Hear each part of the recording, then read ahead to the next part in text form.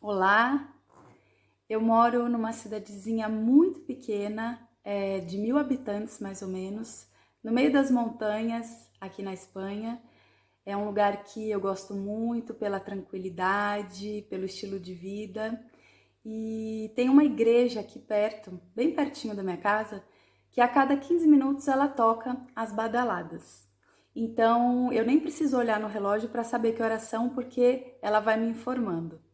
Mas uma coisa que eu tenho aprendido muito com esse lugar e que, não sei, tem me inspirado muito, é que a cada vez que essa igreja toca as badaladas, é como se fosse um lembrete para mim do agora. Cada vez que eu ouço as badaladas, é como se ela estivesse dizendo agora, agora, agora. E eu tenho sido convidada a lembrar, independente do que eu esteja fazendo, a dar uma parada, a dar uma lembrada de onde eu tô, como é que eu tô respirando. E isso tem sido muito legal. É uma brincadeira assim, mas é interessante perceber isso que a gente tem em relação ao tempo, né?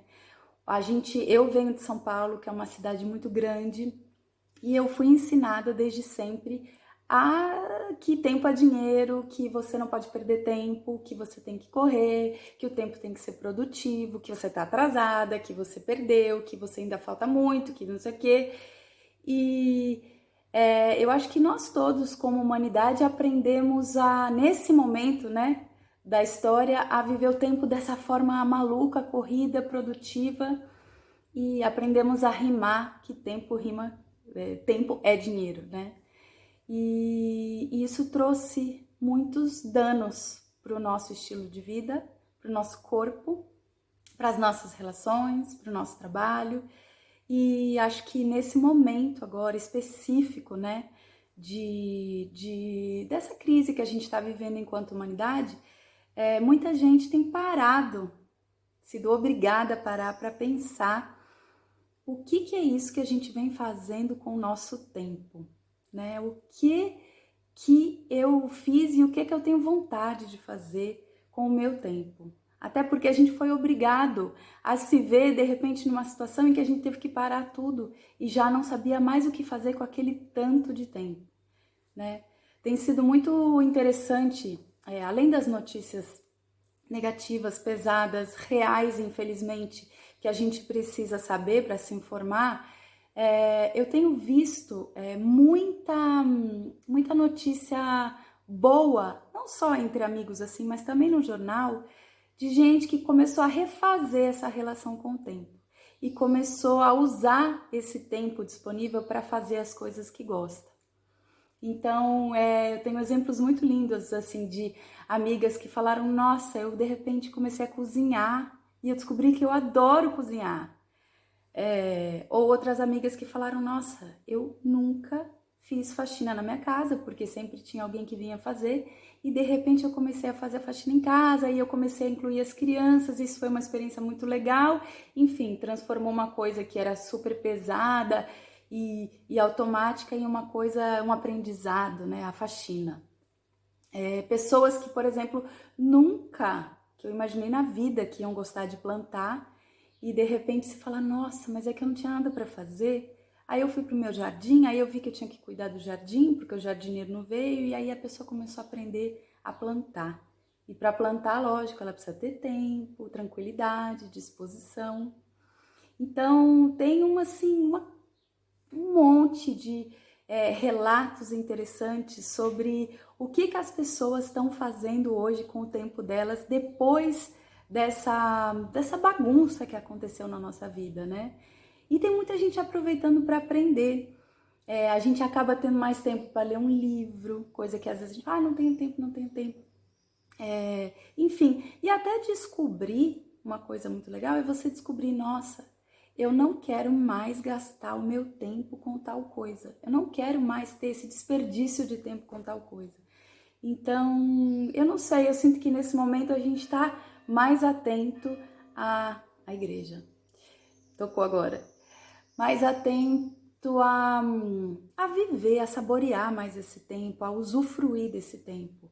E de formas produtivas, sim, porque não fazer nada também não é só ficar de pernas para o ar, Mas muita gente, de repente, se viu com o direito, a permissão de poder sentar um pouco na rede, de poder ficar horas conversando com uma amiga, né? Eu tive muito essa sensação assim, uai, eu sempre gostei de conversar com as minhas amigas e tudo, mas era pouco tempo que eu tinha, né? Assim, a gente se encontrava em momentos X específicos e durante esse isolamento, teve vezes que eu fiquei 3 horas numa longa conversa com uma amiga e foi muito bonito isso, de ver como esse momento trouxe essa possibilidade de rever o meu tempo, o que eu faço com ele, né, a qualidade que eu tenho em relação ao tempo.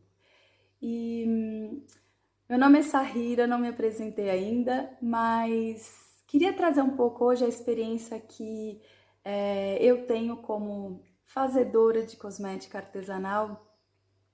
Queria trazer essa experiência em relação ao que eu aprendi com a cosmética e o tempo para mim. Já faz aí uns 3 anos que eu tô nessa jornada de começar a fazer os meus produtos, de começar a cozinhar para minha pele.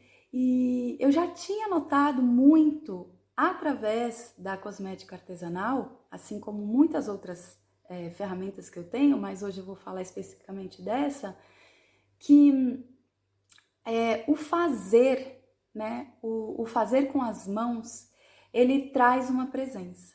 Então, a primeira coisa que eu notei de diferente na minha vida, quando eu comecei a fazer os meus cosméticos, foi que esse tempo que eu dediquei para aprender, para fazer, o próprio tempo de dedicação a isso já foi transformador para a minha saúde, para o meu corpo, para o meu espírito. E muitas pessoas já começaram a notar isso assim, nossa, que legal, você tá mais tranquila, porque eu comecei a ver ali uma coisa que eu gostava. Eu acho que o fazer com as mãos é uma coisa que a gente precisa muito resgatar nesse momento, né? O fazer com as mãos, ele é tão integrador da gente, ele traz a gente mesmo para um momento presente e relembra a gente uma forma de fazer que a humanidade sempre teve e que a gente foi perdendo com essa modernidade. Então, sentar, fazer, escolher os ingredientes, respirar os aromas diferentes, escolher a erva, decidir os azeites, os óleos, tudo isso foi trazendo uma nova e antiga familiar, um novo universo mesmo para mim. E eu fui me conectando com isso de uma forma meio ancestral mesmo, de falar, nossa, parece que eu sempre fiz isso, mas é novo para mim ao mesmo tempo. E essa familiaridade me trouxe, tá trazendo, né, muita, muita inspiração, muita cura e muita criatividade. O próprio fazer traz essa presença e depois o usar, né? Quando eu faço os meus cosméticos, tenho lá eles, e eu começo a usar aquilo que eu fiz, é uma das coisas mais gostosas que tem, porque igual quando a gente cozinha uma coisa, você sabe que ingrediente você colocou, você escolheu aquele prato, você coloca ele num prato bonito para servir, você escolhe uma louça, enfim. A cosmética artesanal, eu sinto que eu gosto de brincar com essa metáfora de cozinhar, porque tem todo esse jogo de cores, de cheiros, da alquimia do cozinhar, né? De você pegar um ingrediente que era de um jeito e transformar ele num outro jeito. De repente, coisas que não mesclavam, você consegue mesclar. Tem hidratantes que são o mesmo processo de fazer do que uma maionese, né?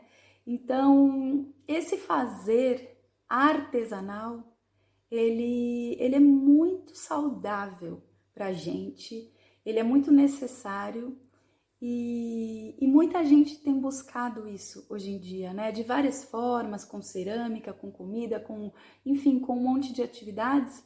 E eu encontrei na cosmética, né? Uma forma de criar com as mãos, de usar o meu corpo todo, a minha visão, o meu tato, o meu paladar, o meu olfato. É uma coisa que trabalha com o meu corpo todo mesmo. E aí o usar é uma coisa que também eu fui sentindo muito diferente do que simplesmente. Eu sempre gostei, né, de me cuidar, de passar creme e tudo, mas eu acho que esse usar foi sendo transformado ao longo do tempo também, talvez pela minha idade, agora eu tô com 42, mas eu sinto que tem a ver com esse ato de eu ter feito, eu mesma ter feito. Então eu tenho uma relação de saber o que ele tem dentro daquele pote, e eu me encanto com aquela transformação, com aquele produto. E aí quando eu passo, é mais ritualístico, eu vejo hoje em dia, assim, sabe? De ter visto aquele azeite infusionar com aquela erva. Então parece que aquilo é um pouco mágico mesmo, assim, né? Na hora de passar, aquilo vai te inebriando. Então, esse usar foi transformado também, porque eu faço com mais tempo, né? Eu me dedico mais tempo.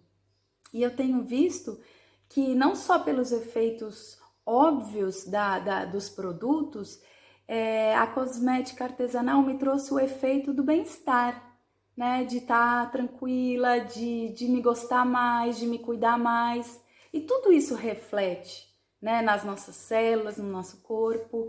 Não é só uma questão química, apesar da química ser super importante, né? Dos, dos ativos que tem nas plantas, né? Mas eu acho que tem uma questão energética aí envolvida que é muito interessante. Uma outra coisa, eu acho que a gente, como mulher, acho que a grande maioria das mulheres, nós aprendemos a cuidar, a nos dedicar, a fazer pelo outro. E o fazer para mim sempre foi uma coisa muito delicada para a mulher. É quase como se fosse um egoísmo.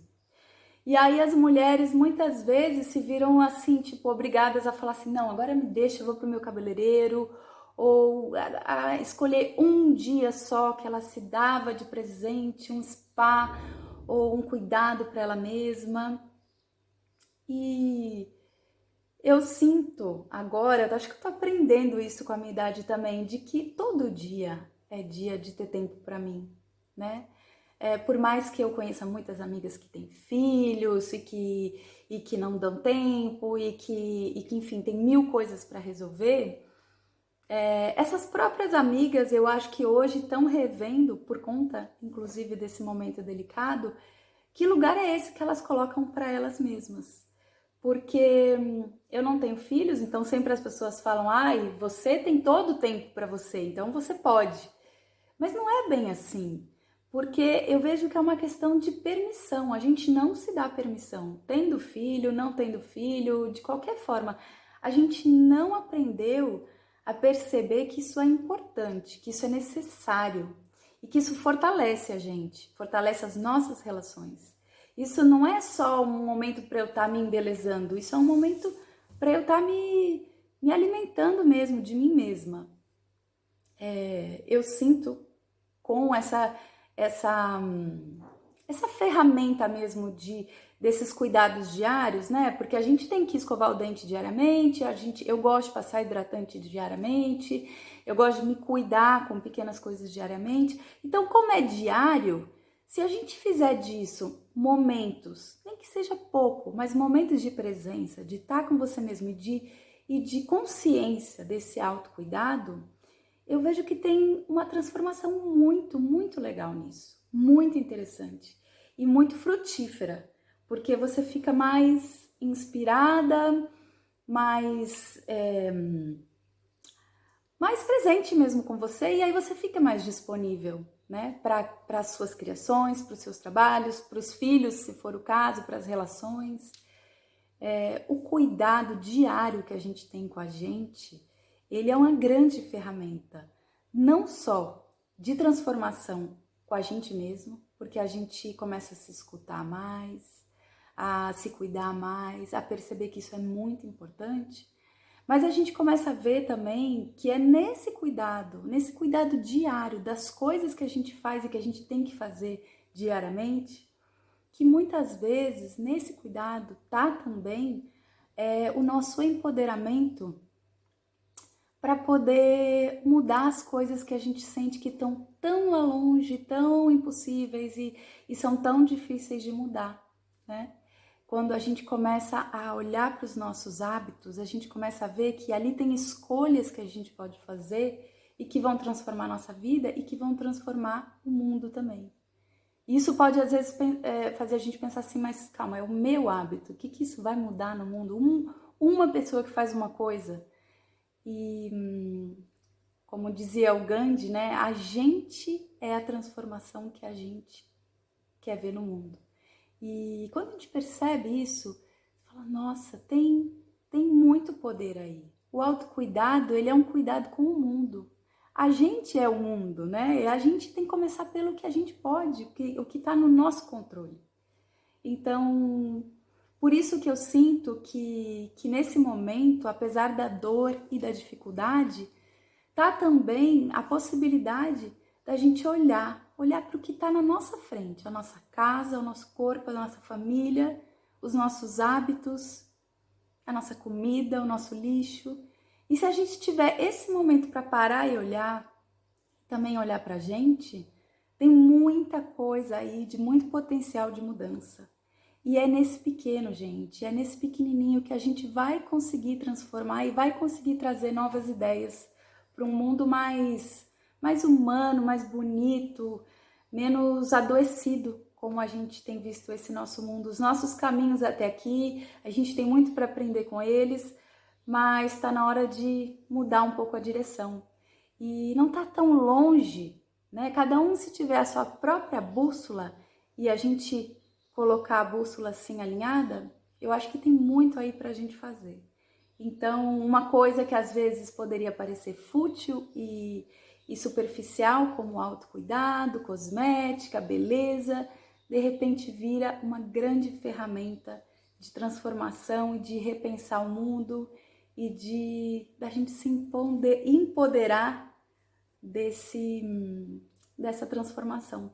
Gente, tá nas nossas mãos, não tem para onde ir. Vamos fazer desse tempo aqui o melhor que a gente pode, tá bom? Até!